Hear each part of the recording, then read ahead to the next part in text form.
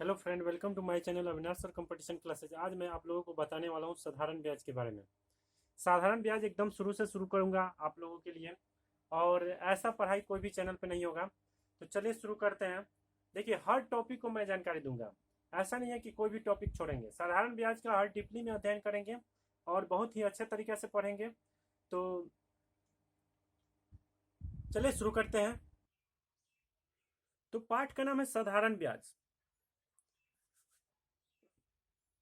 इसके हर टॉपिक का अध्ययन करें पहले। जो भी नया नया शब्द मिलेगा उसको जानेंगे।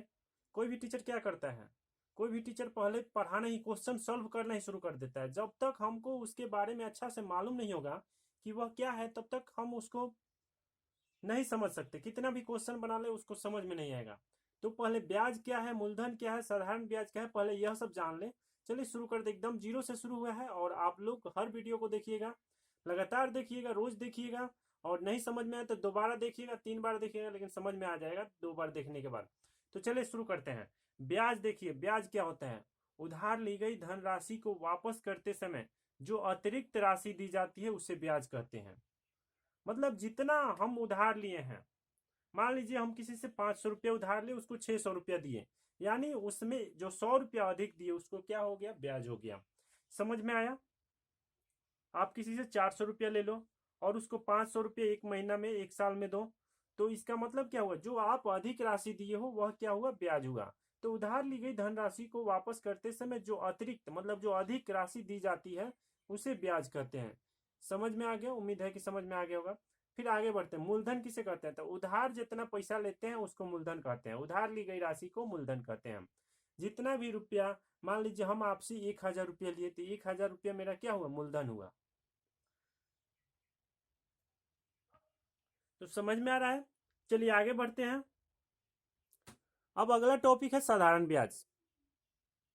साधारण ब्याज है तो ब्याज जब केवल मूलधन पर जोड़ा जाता है तो उसे साधारण ब्याज कहते हैं। जब सिर्फ मूलधन पर ही ब्याज जोड़ा जाए तो उसे साधारण ब्याज कहते हैं। और जब मूलधन प्लस ब्याज दोनों पर ब्याज जोड़ा जाए, जैसे मान लीजिए हम किसी से 500 रुपये ले, उसका 1 मंथ में 600 रुपया हो गया। अब वह 600 रुपया पर ब्याज जोड़ने लगा है। इसका मतलब क्या हो गया? यह चक्रवृद्धि ब्याज चल रहा है। और अगर किसी से हम 500 रुपया लिया, वह 500 रुपया पर ही ब्याज जोड़ रहा है, तो उसको साधारण ब्याज कहेंगे। तो ब्याज जब केवल मूलधन पर जोड़ा जाता है तो उसे साधारण ब्याज कहते हैं। तो हर टॉपिक की अच्छी तरह से जानकारी लेंगे। जब तक जानकारी नहीं मिलेगी अच्छा से, बनाने में क्वेश्चन समझ में नहीं आएगा। तो चलिए आगे देखते हैं। आगे क्या है? टोटल मैं लिख लिया हूं पहले से, ताकि लिखने में दिक्कत नहीं हो मुझे। पहले से ही लिख कर रखें इसको। मिश्रधन। मिश्रधन क्या है? तो देखिए, ब्याज तथा मूलधन के योग को मिश्रधन कहते हैं। ब्याज तथा मूलधन के योग को मिश्रधन कहते हैं। अगर किसी से मैं 500 रुपया लिया, 400 रुपया लिया अगर किसी से, और 500 रुपया उसको दे रहे हैं, तो मिश्रधन कितना होगा? 500 रुपया होगा। समझ में आ गया? जितना रुपया हम उसको देंगे टोटल, वह मिश्रधन हो जाएगा। मतलब ब्याज प्लस मूलधन बराबर मिश्रधन। मिश्रधन बराबर फॉर्मूला क्या होता है? ब्याज प्लस मूलधन।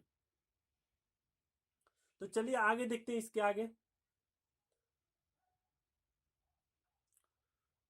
ये बहुत ही महत्वपूर्ण फॉर्मूला है, इसको हमेशा याद रखना है। तो साधारण ब्याज बराबर क्या होता है? मूलधन गुने दर गुने समय बटा 100।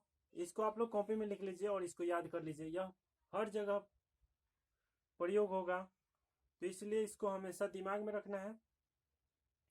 बहुत बेसिक से पढ़ा रहे हैं, इतना बेसिक से कोई पढ़ाता नहीं है। तो साधारण ब्याज और मूलधन गुने दर गुने समय बटा 100। दर बराबर ब्याज गुने 100 बटा मूलधन गुने समय। समय बराबर ब्याज गुने 100 बटा मूलधन गुने दर। मूलधन बराबर ब्याज गुने 100 बटा दर गुना समय। मिश्रधन बराबर मूलधन प्लस ब्याज। अब मूलधन बराबर क्या हो जाएगा? मिश्रधन माइनस ब्याज। यह 6 बहुत ही महत्वपूर्ण प्रश्न है, महत्वपूर्ण सूत्र है, फॉर्मूला है, जो हमेशा आप लोगों को दिमाग में रखना पड़ेगा। चलिए क्वेश्चन की तरफ बढ़ते हैं। देखिए, पहले शुरू में साधारण प्रश्न चालू करेंगे, एकदम आसान सा सवाल शुरू करेंगे, फिर धीरे धीरे हार्ड करते जाएंगे।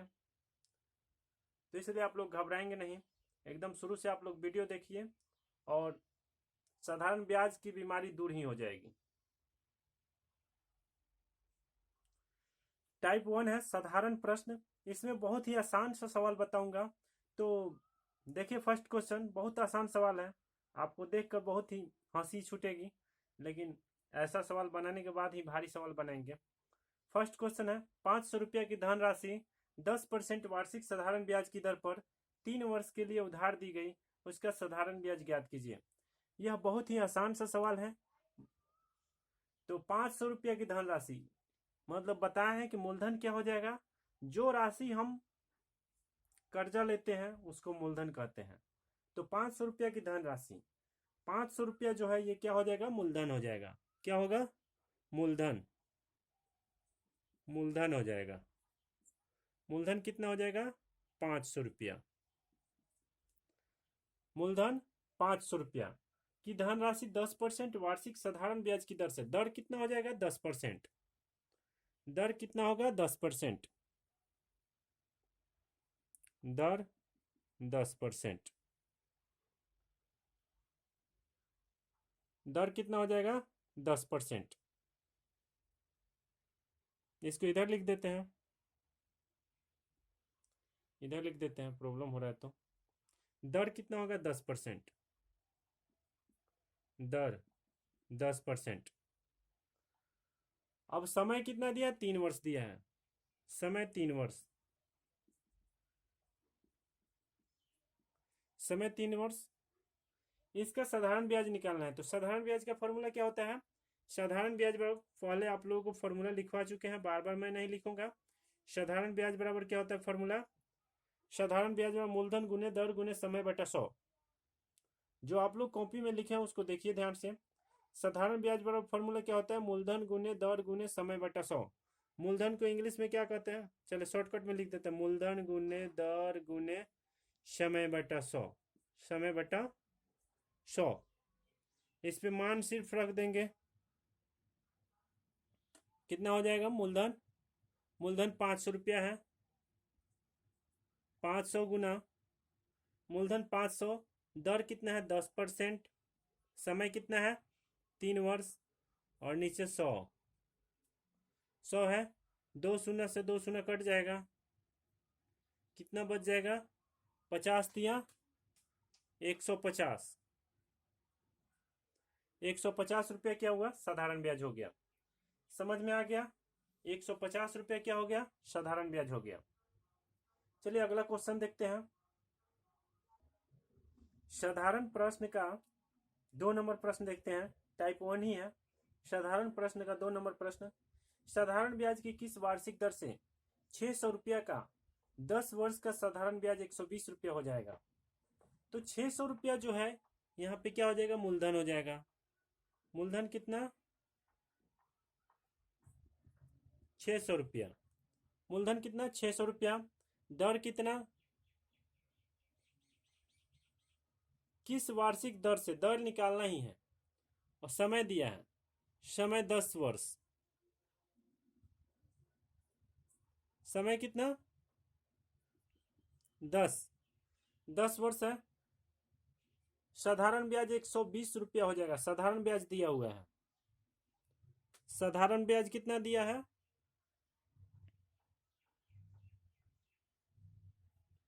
साधारण ब्याज 120। तो दर निकालना है, दर बराबर क्या फॉर्मूला होता है, दर बराबर साधारण ब्याज, साधारण ब्याज गुने 100 गुने 100 बटा मूलधन, मूलधन गुना, मूलधन गुना क्या हो जाएगा, दर।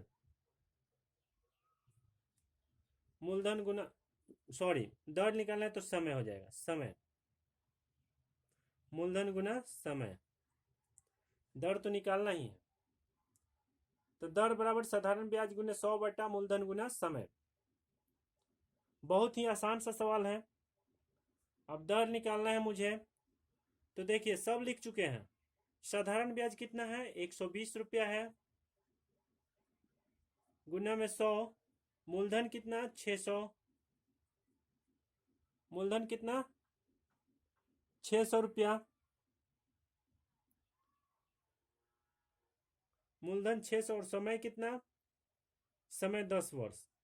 अब 2 शून्य से 2 शून्य कट गया, 1 शून्य से 1 शून्य कट गया, कितना, 6 से 12 कट जाएगा 2 बार में, 6 दूना 12, फिर 2% दर हो जाएगा। दर कितना होगा, 2%।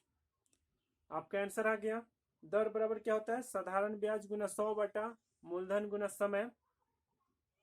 और यहाँ पे मूलधन साधारण ब्याज कितना है, 120 है, ये तो 120 गुना 100, और मूलधन कितना है, 600, तो 600 गुना 10। अब 2 जीरो से 2 जीरो को काट दिए, 1 जीरो से 1 जीरो को काट दिए, 6 से 12 को काट दिए, 2 बार में 2% हो गया। उम्मीद है कि समझ में आ गया होगा आप लोगों को। चलिए आगे बढ़ते हैं।